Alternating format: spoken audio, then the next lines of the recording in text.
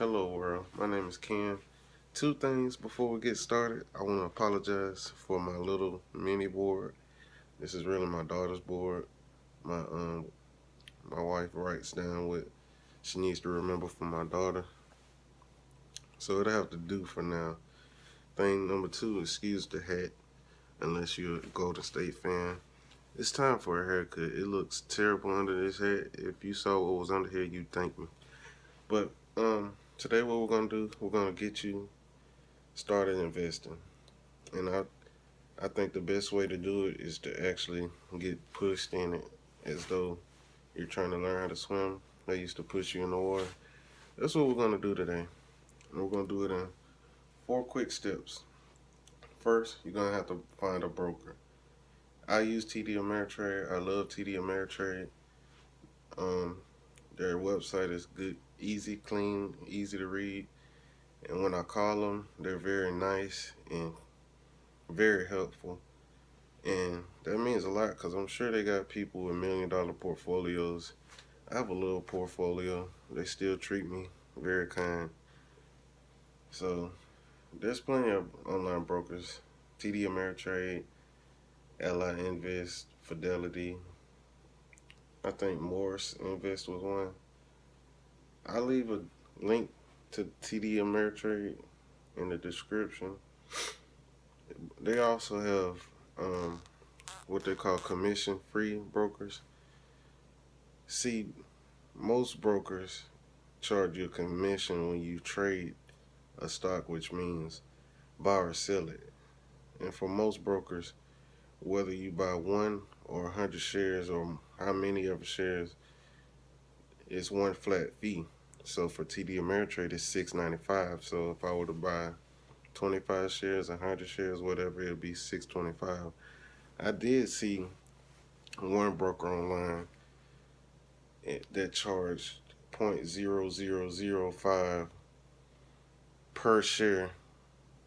So I think that was let me check my notes real quick. That was, I didn't write it down, but a few other brokers is Charles Schwab, E-Trade, Robinhood, and Interactive Invest. I think Interactive Invest was the one that charged it. I don't. Let me talk about Robinhood real quick. My thoughts on Robinhood is I don't know much about them. Well, I know a little bit from the research I did, but I haven't used them much. I have one stock that I got for free, and I've been with TD Ameritrade for a while, paying $6.95 per trade, and I get kind of iffy when someone offers me something free that I've been paying for a while. It's just like with anything. Say you pull up to the gas station to pump your car full of gas, and they come out and say, "Hey, we're giving away free gas." Some people probably be like, "Yeah, fill me up, buddy." Me, I get kind of iffy about that. I'm probably gonna go to a different gas station. I'm gonna miss out on a free tank of gas, but it's something about getting something for free that I've been paying for a while that really messes with me. I got super sidetracked right now. All right, let's get back on subject. First, find a broker. Two, fund your account. Now, those two steps are going to be the longest and probably the most boring steps. Number three is, what is number three? Figure out what you love. Figure out what you love, what you can't live without, what you use every day, what you absolutely need to get through your day. And figure out, are they a public company? It's pretty easy. Let's say you drink a lot of Pepsi. I know for sure Pepsi's public. You can type into Google, what's Pepsi's ticker symbol? Or if you didn't know Pepsi was public, type in, is Pepsi a public company? And the ticker symbol is just what you use on your broker account to look up and find to be able to trade the company.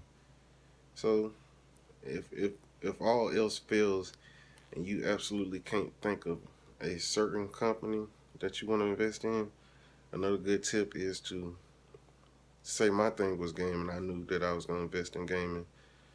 I got on Google, I typed in list of gaming stocks. Now you might want to skip the first few that pops up because they usually aren't going to give you the whole list. They'll give you a few that they recommend, which they're probably getting paid for, until you find a list of what you want, a list of the stocks you're interested in. Like I typed in a list of cosmetics yesterday morning or the day before that. Got a good list, and it was easy. Got the ticker symbol, and most sites actually tell you what the companies are trading for right there, so you can. It makes it even easier. So this is the most fun, figuring out what you want to invest in. Step number 4: buy one share of that company. One share. I don't care if it's $5 all the way up to $40. Buy one share. This is only to get your feet wet and to get us in a position where we're learning as much as we can about stock. I want you to buy a share so you can get that feeling. It's something about owning something.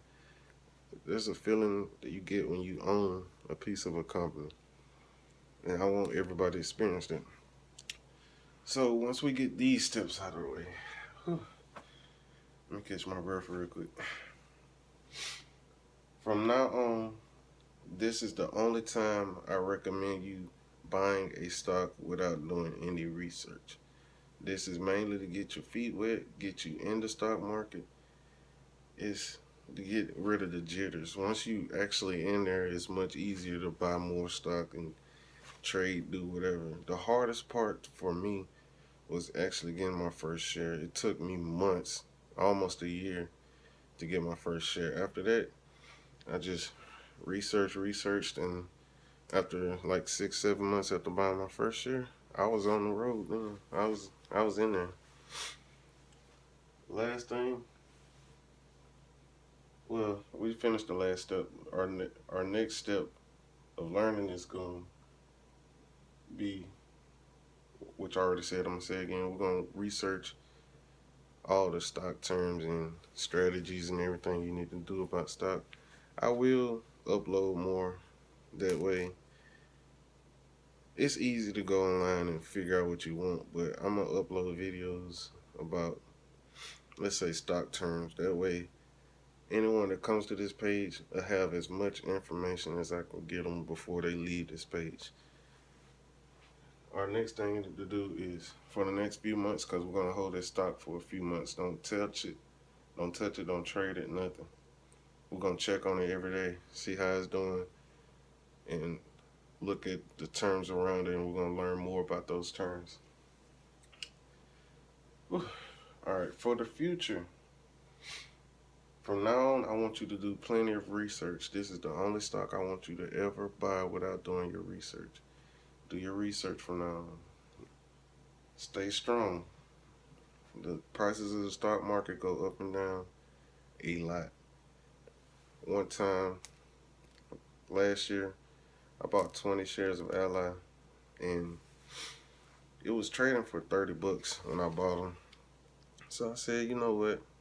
I'll wait for them to go under $30. It dropped down to $29.50, so I hopped on it, bought 20 shares, and I mean, it immediately dropped. It went down to as low as $23. I was scared. I was sick. But I stood and I hung in there. I still own them. It went back up to like $28 right now. So I could have made a big mistake right now. But I decided to ride the wave. And plus, that whole time I was getting paid dividends from them too. So that was pretty cool. Last 2 steps: trust your gut. Even after you do hours and hours of research, at the end of the day, if it look good and your gut telling you no, go with your gut. If it look bad and your gut telling you yeah, go with your gut. Because it's easy to overlook what could be potentially a good stock. I did it. I do it a lot, but the most the one that hurt me the most was Aurora Cannabis. I was looking at them when they was trading for $2. They're trading for $9 right now. I could have bought plenty of shares for $2, held on them for a while, or sold them for $9 a piece.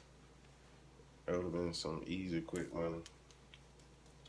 Last step is never take too much advice from other people.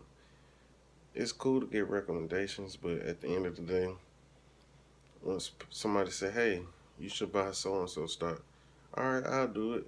But go home and do your research and trust your gut on that stock. Don't just buy it for whatever. And I just put this here. That's the Sony stock. If you want to buy some Sony, I believe it's SNE is the ticker symbol. Thanks for stopping by. There'll be plenty more videos in the future, and I don't know what else to say. So peace out, I guess.